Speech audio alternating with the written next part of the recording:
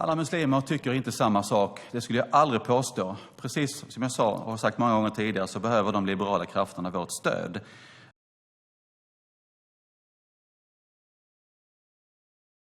Jag räknade upp ett antal islamistiska länder och de är fler än vad jag räknade upp här. Över hela den muslimska världen är det så, vad vi än må tycka om det.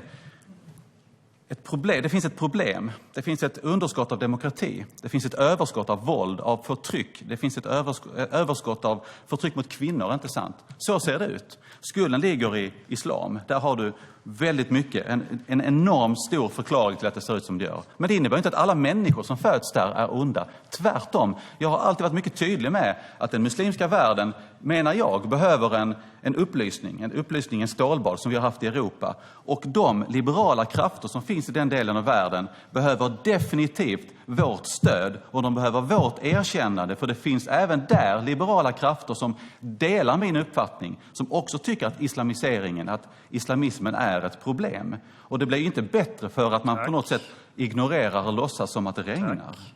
Avslutande replik, Magnus Manhammar. Tack, herr talman. Det här säger mycket om Richard Jomshofs och Sverigedemokraternas politik, det inlägget han har, där man drar alla muslimer och islam över en kam. Men det innebär inte att alla människor som föds där är onda. Så Jomshof säger rätt ut att alla muslimer inte är islamister. Och då påstår Socialdemokraterna att de drar alla muslimer över en kam. Är jag den enda som märker att Socialdemokraterna inte lyssnar på ett ord som Jomshof säger? Att kritisera en religion betyder att man gör just det. Det betyder inte att man kritiserar varenda människa som följer religionen. Eller att man ens ogillar varenda människa som fattar tycke för religionen. Jag hatar kristendomen, jag hatar islam. Men jag hatar inte kristna och muslimer. Det som Jomshof sa i den där debatten, om man har sett hela, är inte så mycket annorlunda från människor som påstår att Bibeln uppmuntrar till homofobi. Att rikta kritik utifrån vad som faktiskt står i den religiösa skriften, eller kan tolkas ifrån den religiösa skriften, kan knappast klassas som hets mot en viss folkgrupp. Och vet du vad? Det blir bara värre. Precis som att alla som överhuvudtaget skulle ha muslimsk bakgrund skulle tycka och tänka samma sak. Det blir precis likadant man gör när det handlar om tiggare i Romer, som du själv skrev häromdagen, eller när det handlar om invandrare i allmänhet, som man också har uttryckt så mycket från Sverigedemokraternas sida. Det finns många positiva exempel på där just muslimska länder går mot demokrati just nu. Tunisien är ett, där man precis har antagit en grundlag som är mycket demokratisk och där islamister är med. Lyft upp det istället.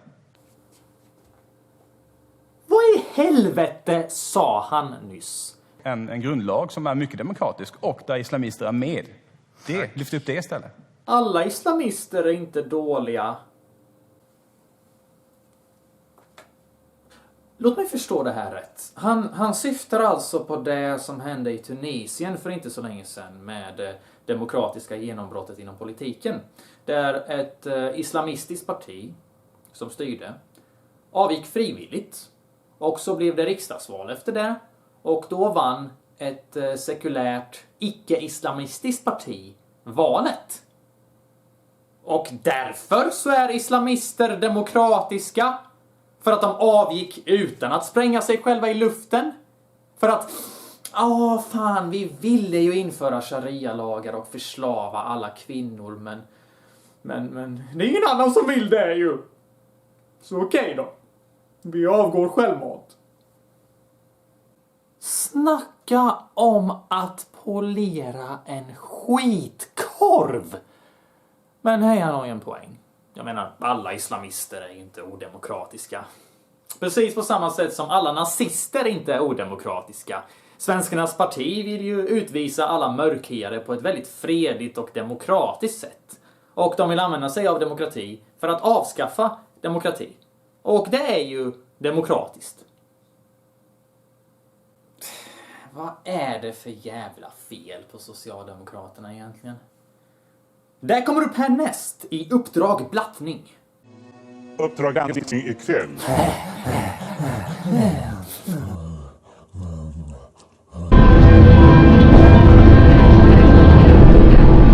Stefan Löfven ville göra det olagligt för svenska kurder att åka ner till Syrien för att kriga mot ISIS. Istället så ska FN, som inte kan göra ett piss förutom att kramas, handskas med ISIS. Man kan ju undra vem sida Socialdemokraterna står på egentligen. Det finns många saker med dem som väcker frågor. För att motverka religiös radikalisering i Stockholms förorter vill Mona Sahlin införa stöd till isavhoppare. Det lovade hon vid ett seminarium i Rinkeby under måndagskvällen. Aha, ja. Så folk som åker ner till Syrien för att halshugga män och våldta kvinnor som de sen säljer som sexslavar ska få komma tillbaka till Sverige och få en jävla snuttefilt och inget märkvärdigt straff överhuvudtaget. Det gör mig väldigt upprörd. Jag blir avundsjuk. Jag vill också kunna mörda människor och sen komma undan genom att bara säga fan, det kanske inte var en så bra idé ändå. Jag ångrar mig nu, förlåt. Jag behöver socialbidrag, inte fängelsestraff. Det finns många mördare och våldtäktsmän här i Sverige och majoriteten av vår befolkning är rätt så överens om att det är en bra idé att låsa in dem och straffa dem. Så varför ska vi inte göra detsamma med galna islamistiska terrorister? Varför ska deras mord och deras våldtäkter gå ostraffade? Varför ska vi behandla utländska jihadkrigare bättre än vad vi behandlar alla andra brottslingar i Sverige? Alla vet vad ISIS håller på med nere i Mellanöstern. De mördar muslimer, kristna, jezider och så vidare. De våldtar kvinnor, halshugger män, mördar barn. De gav sig på kurderna för att kurderna tror på jämställdhet. Ja, precis. Kurderna blev en måltavla för att de ser kvinnor som jämlikar och låter dem strida bredvid männen. Det är på den nivån som ISIS ligger och det vet alla. Det här är information som är överallt i media. Och ifall man åker ner dit så vet man vad fan det är man håller på med. Så kan vi skippa synen på de här människorna som offer. Vi hade inte välkomnat före detta SS-soldater med öppna armar när de har begått hemska krigsbrott. Så varför ska vi göra det med militanta islamister som begår hemska krigsbrott? Men hej, jag kanske har missuppfattat det. I det här reportaget som Sveriges Radio gjorde så säger de att Mona Sahlin faktiskt stödjer förslaget om att kriminalisera terrorträning utomlands. Så hon kanske tycker att de borde få fängelsestraff också. Fast bara för att någonting är kriminellt så betyder ju inte det att man vill straffa människorna något märkvärdigt i praktiken. Det finns ju människor som våldtar barn och bara får 2 års fängelse. Eller varför inte det här fallet? Där en 31-åring misshandlade en kvinnlig pensionär och fick 6 månaders fängelse. Eller varför inte det här fallet där 2 tonåringar grovt misshandlade en 61-årig pensionär och bara fick öppen ungdomsvård utan frihetsberövande. Det vill säga samtalsterapi om ilska med de här 2 horungarna som i rättegången inte tyckte de hade gjort något större fel. Det är en av nackdelarna med en röd regering. De vill minska straff som redan är absurt låga och istället arbeta förebyggande. Personligen så tycker inte jag det behöver vara varken eller. Varför inte komplettera? Rehabilitering borde vara det som sker när man sitter inlåst i flera år. Terapi borde vara obligatoriskt, inte valfritt som det är nu. För ifall man inte ger fången terapi så kommer de bara fortsätta göra brott när de väl kommer ut. Att låsa in någon i ett rum och bara låta dem sitta där är inte särskilt lärorikt. Självklart så kan inte fången förändras ifall man inte ger dem verktyg för att kunna förändras. Verktyg för att kunna hantera sina känslor och dåliga situationer i livet. Man måste ju hjälpa dem att förändra sina beteendemönster. Men terapi borde inte utesluta straff. En del av terapin borde ändå vara att kunna ta ansvar för sina jävla handlingar och erkänna för sig själv att man förtjänar att sitta där man sitter. Och det känns som att Mona Sahlin hoppar över en rätt viktig del här. Vilket är straffprocessen där man markerar både för individen och resten av samhället att handlingar har konsekvenser. Med det sagt så tycker jag inte att jihadkrigare borde få terapi. Jag tycker att de borde bli av med sitt medborgarskap och förhoppningsvis dö utomlands. För vad är det för jävla budskap vi skickar till människor i Sverige ifall vi säger att det är helt okej att vara terrorist ett tag? Åk ner till Syrien, slakta en massa bybor och ifall du tröttnar så kan du komma tillbaka till Sverige och få ett helt normalt liv igen. Det är budskapet vi skickar. till ungdomar på glid nu. Det finns inga konsekvenser för att åka ner och kriga med ISIS. Det är en semester som vem som helst kan ta ifall de känner för lite variation i vardagen. Vad fan gör terapi för skillnad ifall du är så jävla störd och lättmanipulerad så att du åker utomlands för att halshugga människor på grund av deras religion och för att mörda kurder för att de tror på jämställdhet? Tror du att terapi biter på människor som halshugger? Jag skulle liksom kunna klippa in en bild här nu om en sån där jävla jihadist som håller i ett avhugget huvud och ler. Står sån här. Yeah, jag har gjort någonting bra! Jag skulle kunna göra det, men jag vill inte få videon nedtagen. Men tänk på det. Tänk på det. Vad fan har terapi att erbjuda en sån människa? Tror du det är precis vem som helst som åker ner dit? Jag vet inte. Jag vet inte om det är ungdomar på glid som man kan plocka upp. Eller ifall det är totala jävla sociopater. Jag vet inte och jag bryr mig inte. För jag tror inte att alla SS-soldater som deltog i all den här hemska skiten under andra världskriget i Auschwitz. Jag tror inte att de var psykopater hela bunten. Man behöver inte vara en totalt störd psykopat för att göra de absolut värsta, hemska, tänkbara sakerna.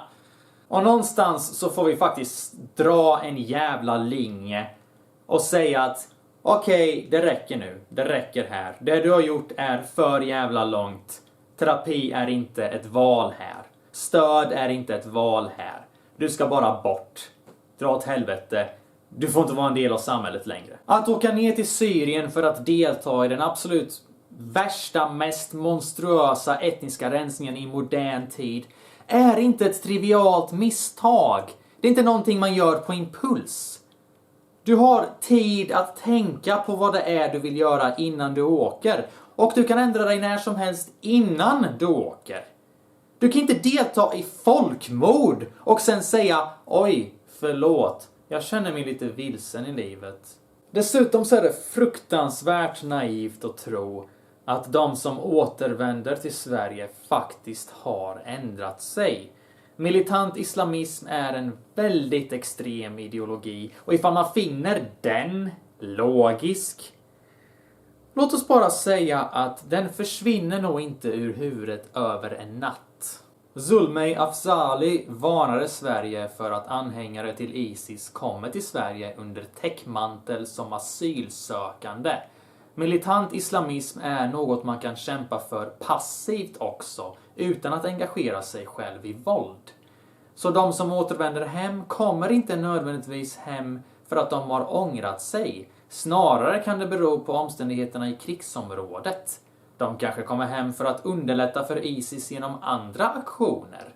Och det är inte en risk som någon svensk politiker med gott samvete borde kunna ta. Så när Mona Sahlin säger att hon vill kriminalisera terrorträning utomlands så har jag svårt att ta det på allvar.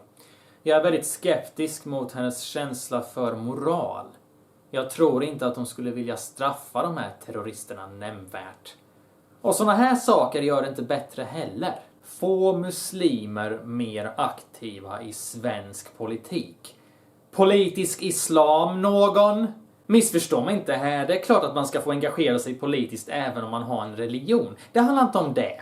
Det handlar om att religion och politik inte ska ha något samband. Det är det ett sekulärt samhälle går ut på. Därför är det väldigt märkligt att vilja att just muslimer ska få mer makt inom politiken.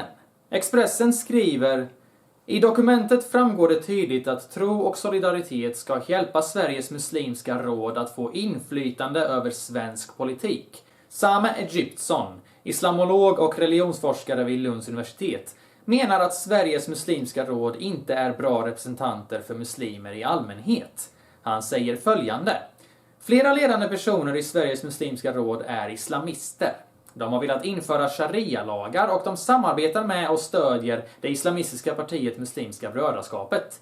De demonstrerade till exempel för Mohammad Mursi när han avsattes. Sveriges största parti som nu sitter och styr i riksdagen har det alltså som en agenda att få in mer muslimer i politiken. Och detta via väldigt tveksamma smyg-islamistiska organisationer. Och så finns det människor som tycker att man bara är en nojig rasist ifall man tror att Sverige kanske riskerar islamisering. Helt otroligt. Mona Sahlin påstår att hon vill motverka radikalisering. Hon är så jävla full av skit. Om du vill motarbeta radikalisering så kanske ditt parti inte borde samarbeta med ett gäng islamister. Då kanske ditt parti inte borde säga att islamister är demokratiska.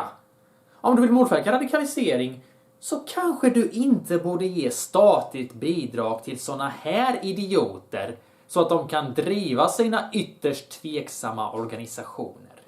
När Sakine Madon skrev en artikel där hon pratade om hur de muslimska organisationerna i Sverige är extrema och inte för talan för Sveriges muslimer, så svarade organisationen Sveriges unga muslimer med att kalla henne för husblatte. Det är uppenbart att Madon söker sig till vithetens bekräftelse bara för att framställa sig själv som den goda muslimen. För ifall man kritiserar smyg-islamister som ville avbryta ett alkoholfritt disco i Rinkeby för att de tycker att det är haram att låta ungdomar dansa med varandra, då kritiserar man bara sådana organisationer för att man vill passa in hos den vita mannen. Helt jävla otroligt. Det säger verkligen mycket om vilken världsbild Rashid Musa har. Sum bevisar ju henne knappast fel genom att skriva något sånt.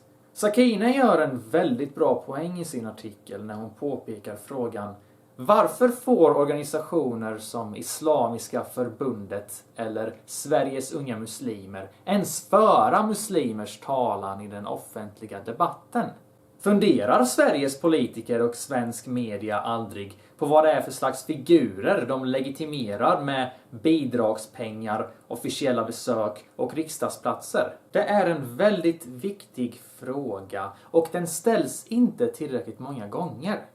Det är väldigt bekvämt för regeringen att bara ignorera den. Och sen så glömmer allmänheten av de här incidenterna och avslöjandena. Sen dyker regeringen upp på TV och påstår att de vill motverka radikalisering. Av det vi kan se så bryr de sig inte särskilt mycket om radikalisering. De säger att de gör det, men samtidigt så ger de i stort sett bidrag till radikalisering. Det här är Nalin Pekgul. Hon är en muslim. Hon brukade vara aktiv politiker för Socialdemokraterna, men nu verkar hon ha gett upp på politiken och riktar väldigt hård kritik mot både vänster och höger för islamismens framfart i Sverige. Det här är en väldigt läsvärd intervju där hon säger bland annat: när vi var små var religion inte så viktigt. Men en dag kom min 7-åriga son hem helt förtvivlad från skolan och grät. Han berättade att det hade bildats en ring runt honom av ungar som skrek: du kommer brinna i helvetet! Det berodde tydligen på att han hade ätit griskött. Det hade aldrig hänt för 30 år sedan. Hon säger även: när jag skrev om hedersproblemen i början av 1990-talet så var det ingen tidning som ville publicera artikeln. Folk ifrågasatte om det ens var sant. De trodde att jag hittade på. Många inom Socialdemokraterna hävdade länge att det där var Nalins problem och absolut inte ett samhällsproblem. Det är alltså den attityden hon möttes av från svenskar inom sitt eget parti. Och jag tror att det är rätt säkert och rimligt att anta att inte mycket har förändrats på den fronten. En grundlag som är mycket demokratisk och där islamister är med. Lyft upp det istället. Där islamister är med. Om man vill motverka radikalisering så kan man väl hålla koll på moskéerna som finns i Sverige, där radikala imamer har fått predika för unga människor. Och se till så att de blir av med sitt bidrag.